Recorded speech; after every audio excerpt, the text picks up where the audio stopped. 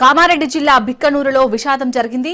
Telangana university హాస్టల్లో విద్యార్థిని ఆత్మహత్యకు పాల్పడింది. చున్నీతో ఉరివేసుకుని అశ్విని ఆత్మహత్య చేసుకుంది. అశ్విని మృతదేహం కామారెడ్డి జిల్లా ప్రభుత్వ ఆసుపత్రికి తరలించారు. విద్యార్థిని స్వస్థలం బీర్కూర్ మండలం కిష్టాపూర్. అశ్విని ఆత్మహత్యకు కారణాలపై పోలీసులు విచారణ జరుపుతున్నారు.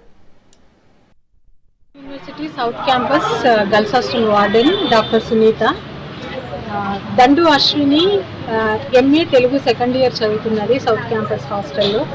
ఈరోజు పొద్దున్న నుంచి కూడా అమ్మాయి చాలా బాగుండేనంటే యాక్టివ్గా. విద్యార్థులు చెప్తున్న దాని ప్రకారం she is two active.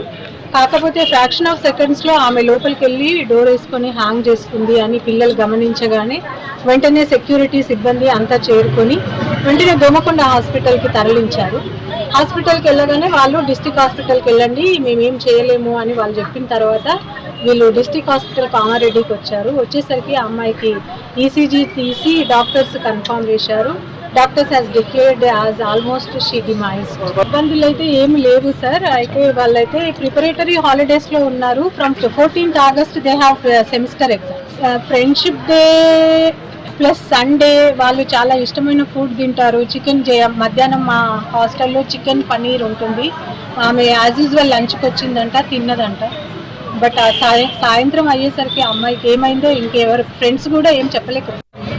MA Telugu second year అతను బాగానే ఉండే సార్. ఆఫ్టర్నూన్ కూడా తింది. బయటికి వెళ్దామని అనుకున్నాం మేము. అంటే ఈరోజు ఫ్రెండ్షిప్ డే అని చెప్పేసి బయటికి వెళ్దామని. ఆమె ఫోన్ మాట్లాడుతూ ఉండే అంటే లోపలికి స్టార్ట్ చేసి ఆఫ్టర్నూన్ వరకు కూడా బాగానే ఉంది.